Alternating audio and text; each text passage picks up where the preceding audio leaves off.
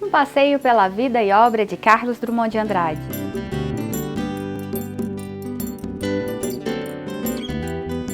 A cidade onde nasceu, as ruas que percorreu e o legado que deixou para seus conterrâneos em Itabira. Não saia daí, porque o Triângulo das Gerais está imperdível.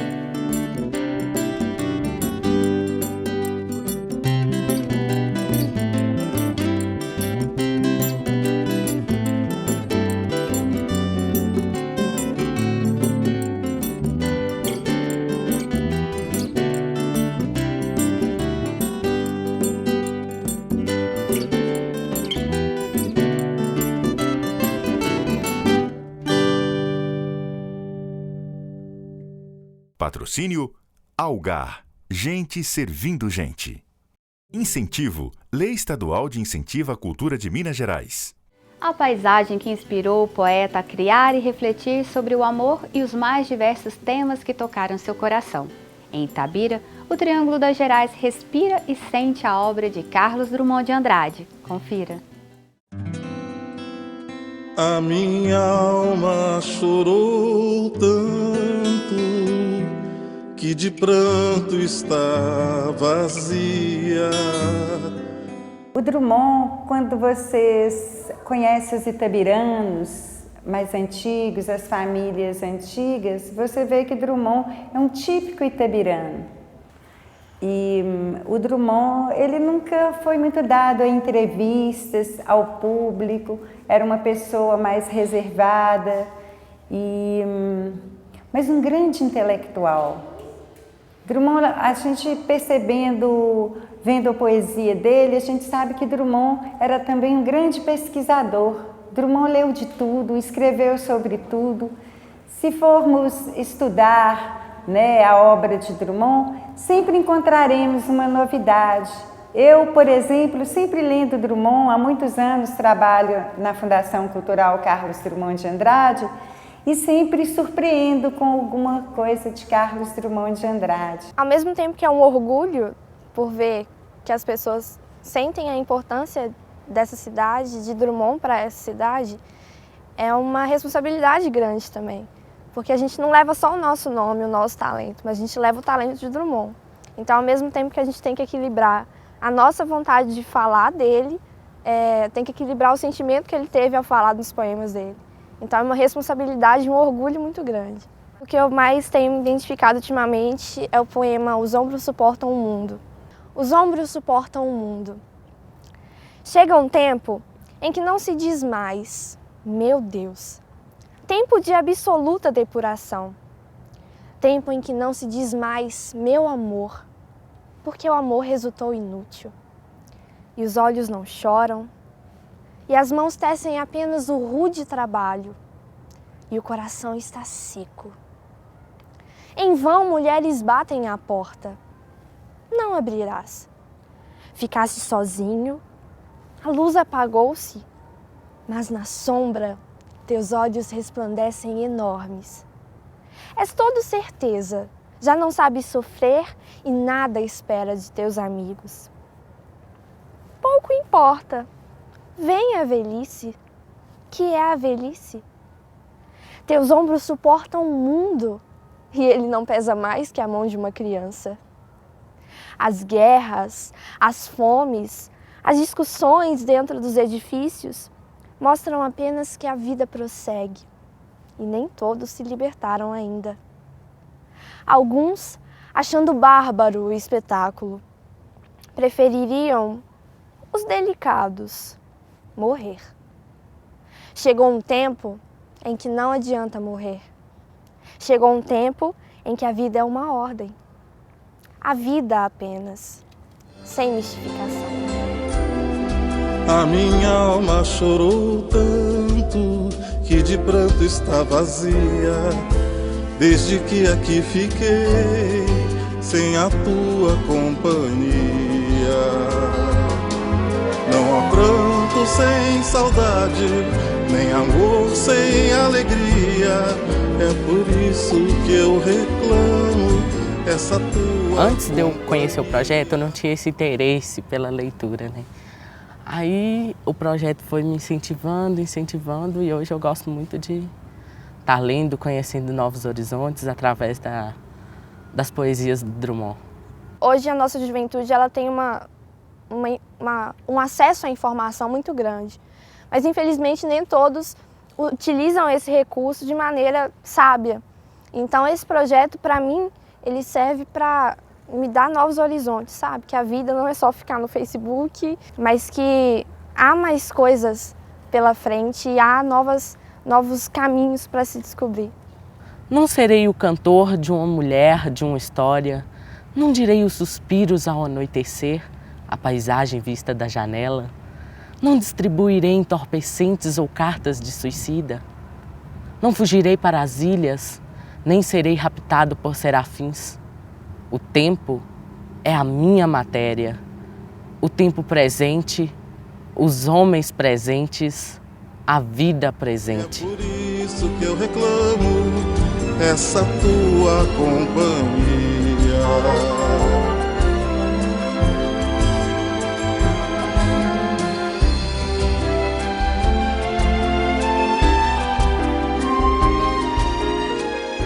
O Drummond era um poeta, né? Aí às vezes as pessoas achavam que Drummond não se importava tanto com a cidade, mas ele importava muito. Eu trabalhei no jornal Cometa Itabirano com os jovens aqui em Itabira e o Drummond sempre ligava para o editor, que era o Lúcio, o Carlinhos, para saber sobre Itabira, o que estava acontecendo em Itabira. Eu lembro-me bem, foi numa época que estava acontecendo, se eu não me engano, foi o encontro das cidades mineradoras do Brasil. Vieram deputados, prefeitos de várias cidades, e porque as cidades eram exploradas e não recebiam royalty, não recebiam esse dinheiro. E Drummond mandou um poema inédito para Itabira. Ele preocupava tanto com a cidade, que a cidade estava crescendo, desordenada, e essa questão da preservação do meio ambiente ainda não tinha. E ele mandou esse poema inédito que causou grande repercussão. O maior trem do mundo. O maior trem do mundo leva minha terra para a Alemanha, leva minha terra para o Canadá, leva minha terra para o Japão. O maior trem do mundo, puxado por 5 locomotivas a óleo diesel, engatadas, geminadas, desembestadas. Leva meu tempo, minha infância, minha vida triturada em 163 vagões de minério e destruição. O maior trem do mundo transporta a coisa mínima do mundo, meu coração itabirano. Lá vai o trem maior do mundo, vai serpenteando, vai sumindo, e um dia eu sei, não voltará, pois nem terra, nem coração existem mais.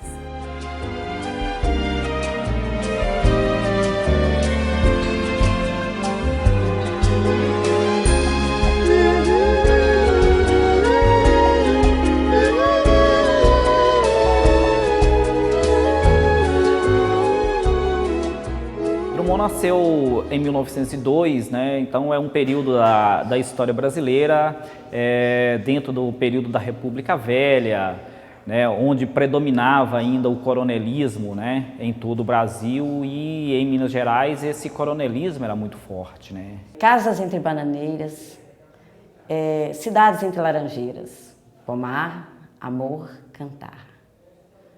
Um homem vai devagar, um burro vai devagar. Um cachorro vai devagar. Devagar, as janelas olham. Eita vida besta, meu Deus. Então eu sempre pensei assim, esse eita vida besta, meu Deus. Então eu acho que a cultura hoje está tão, vamos dizer, jogada às traças mesmo, eu acho que é desvalorizada.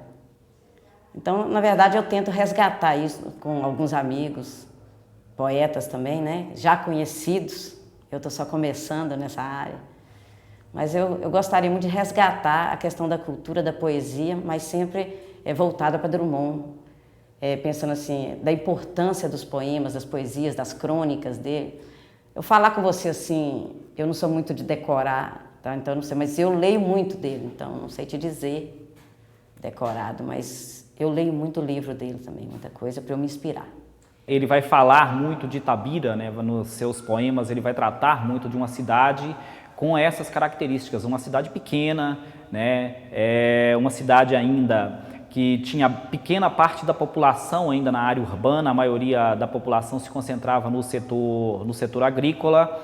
Com o passar dos anos, né, o mundo começa a sofrer uma série de transformações, vem a Primeira Guerra Mundial, né, depois vem a Segunda Guerra Mundial. Itabira, inclusive, nesse período tem uma dimensão diferente, né, passa por uma modernização e uma mudança em termos, inclusive, econômico, com a chegada de uma grande empresa. E com tudo isso, né, Drummond vai sentindo, né, essas mudanças na cidade, essas mudanças no país e essa mudança mundial, né, e toda a sua característica literária, né, vai ser traduzida, né, nessas mudanças. Ele vai projetar essas mudanças, na verdade, em seus poemas. Como pode o peixe vivo viver fora d'água fria? Como pode o peixe vivo viver fora d'água fria? Não há pranto sem saudade, nem amor sem alegria. Quando eu estava no segundo ano, a gente teve que declamar. Aí eu comecei a gostar. Aí ano passado, na FID, nós fizemos um projeto que se chama Projeto Pede Poesia, que foi muito legal, e desde então eu tenho declamado muito mais poemas do que antes. Eu acho poesia muito legal. O Doce, Carlos Drummond de Andrade. A boca aberta para o doce, já pelibando a gostosura. O doce cai no chão de areia, droga.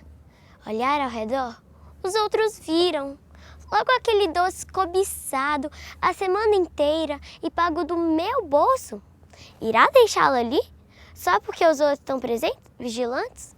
A mão se inclina, pega o doce e limpa-o de toda a areia e mácula do chão. Se fosse em casa, eu não comia não, mas no colégio, o que faz mal?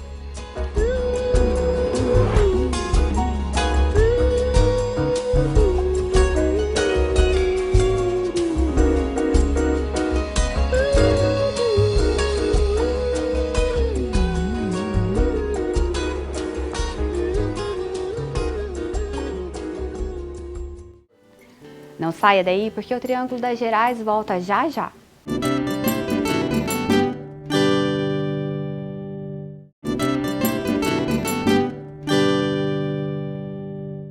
Entender a obra de Carlos Drummond de Andrade e conhecer os motivos que realmente o inspirou. Vamos percorrer agora os caminhos drummondianos. Venham conosco!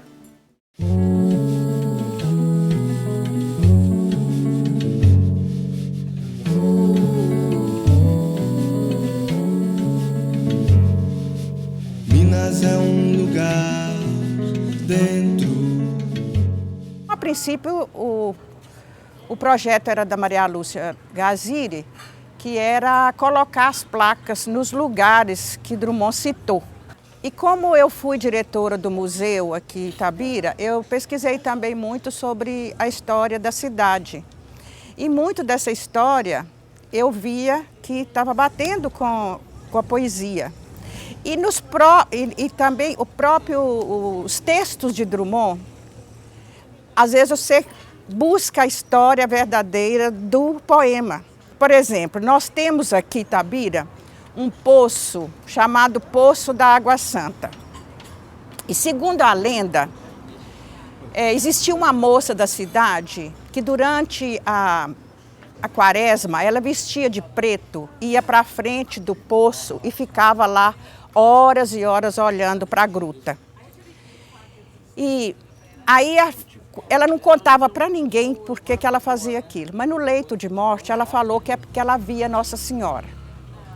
E como lá tem uma gruta, que nascem duas águas dentro da gruta, uma é morna e a outra é fria, e elas vêm, encontram no meio, caem formando um poço.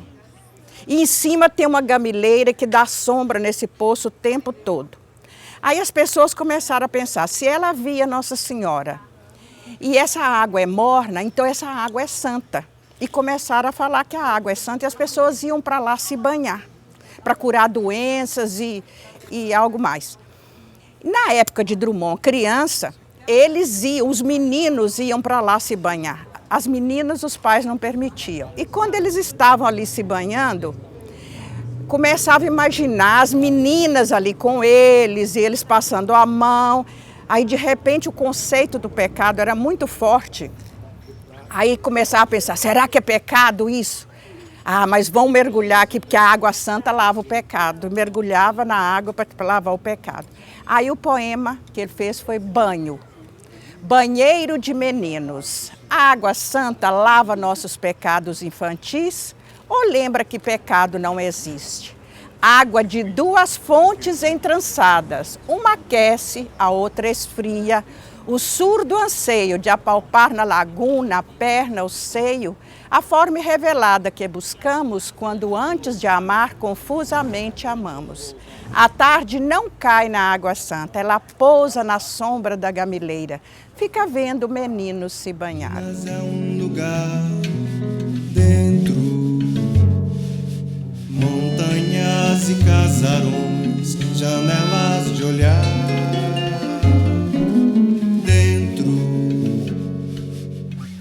Olhos de mulher, cofre, baú, segredo dentro. Se em Minas liberdade é viver dentro. Assim são 44 pontos que formam um museu de território chamado Caminhos Drummondianos. Esse museu de território é o único no mundo dedicado à poesia. Embora Drummond escreva de uma maneira universal, a inspiração, depois da pesquisa, você vê contextualizado através dessa pesquisa o que realmente inspirou o poeta. Uma historinha tão simples, às vezes, ele fez um belíssimo poema. Eu treino os guias para fazer os caminhos drummondianos sem cobrar nada, porque eu faço isso para que tenha bons guias na cidade. Então, se eu treino uma turma, quando eu vou treinar outra turma, eu já tenho coisa nova para acrescentar para eles, porque a gente trabalha a história da cidade, a história do patrimônio histórico da cidade, porque todos os poemas têm referência do patrimônio histórico. Então é um trabalho muito vasto. Como pode um peixe vivo viver fora? Como pode um peixe vivo viver fora? É um acontecimento que teve aqui nesse sobrado, que é do José, e a outra é ele apresentando esse sobrado para as pessoas. Do José, morava aqui nesse casarão um juiz de direito chamado Dr. Olinto Andrade. Ele era tio de Drummond. E ele tinha umas moças, umas filhas muito bonitas. E dentre elas destacava a Marilis, tinha apelido de Lili. Ela era uma moça bonita, extrovertida, tocava piano, fazia saraus, dançava muito bem. Mas então um dia, o José, irmão de Drummond, dançando com a Marilis nesse casarão, ele a pediu em casamento. E a Marilis aceitou. Mas o José falou para a Marilis que quando eles se casassem, ele ia construir uma casa com uma grade de ferro na frente para que ninguém aproximasse dela. A Marilis, apavorada, terminou logo o noivado com José e arranjou logo um noivo lá de São José da Lagoa, que é hoje Nova Era. O José ficou perdidamente apaixonado nessa cidade. E um dia era procissão de Corpus Christi. A cidade estava cheia de gente da região toda que vinha para esse acontecimento. E a Marília estava aí com o noivo. Quando o Dr. Olinto Andrade olhou da sacada para ver se a procissão já vinha, ele viu no meio da procissão, montado no seu cavalo preto chamado Sapatinho, era o José a galope. O doutor Olinto Andrade falou, algo estranho vai acontecer. Gritou a Marílias e o noivo que trancasse no quarto e pediu os filhos que descessem do andar de cima. E o José parou o cavalo aqui perto da escadaria e subiu a escadaria gritando, Amarílis, você é minha. E os irmãos chegaram e contiveram José, porque a intenção dele era raptar Amarílis, colocar na garupa do cavalo e fugir com ela. Isso aconteceu em 1926, no ano em que Drummond estava morando aqui, casado com a Dolores.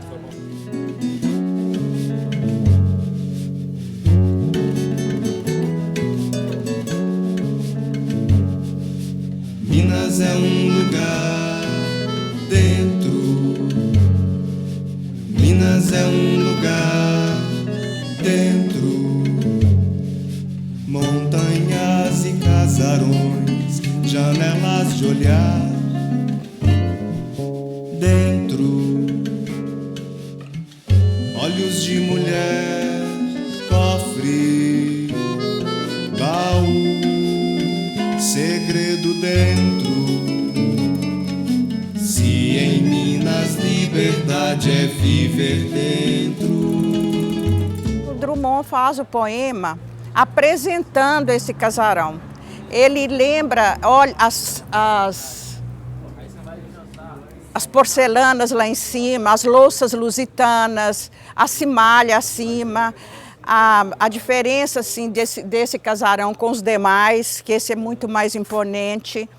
Aí ele fala da escada, que lembra um trono, fala casa de barão entre plebeus. Minas é um lugar dentro,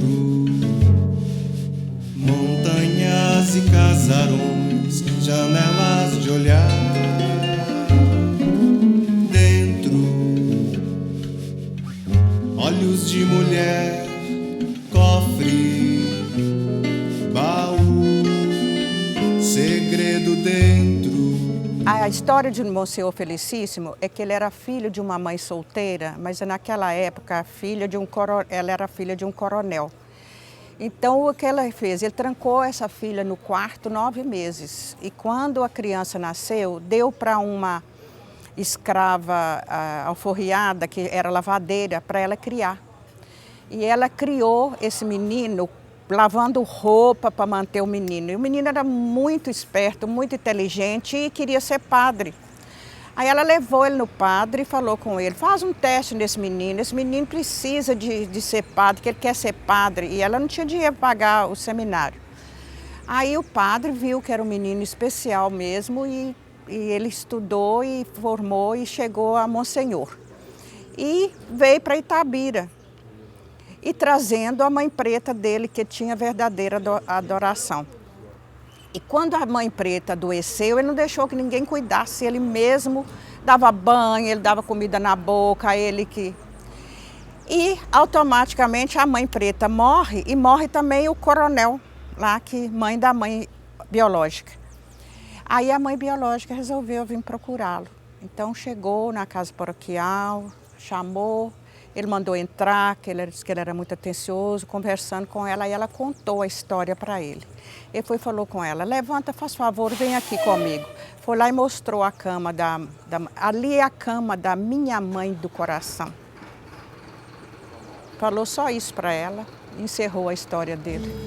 Como pode um peixe vivo viver fora? Como pode um peixe vivo viver fora? A gente perdeu muito patrimônio aqui. Você pode ver que o lado direito a gente perdeu muito. Senão a gente tinha mais de 100, sabe? Mas não tem mais o lugar para colocar. Por isso que a gente ficou com 44. E com esse trabalho também a gente resgatou que era um trabalho meio até fanático com Itabira.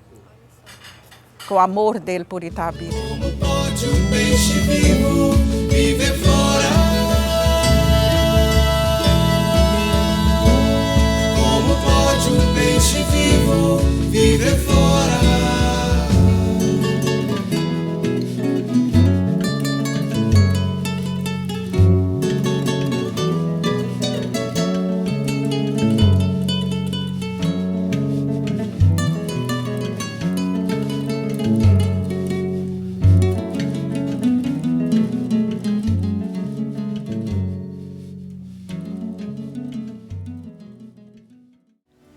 Se você gostou e quer rever alguma matéria do nosso programa, entre no site triangulodagerais.com.br. Obrigada pela audiência e até breve.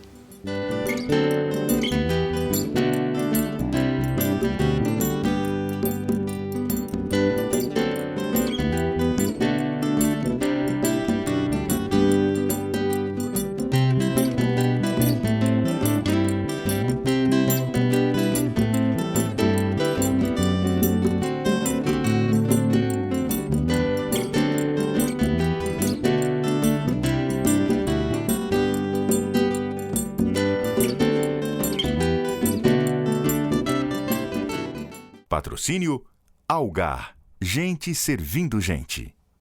Incentivo, Lei Estadual de Incentivo à Cultura de Minas Gerais.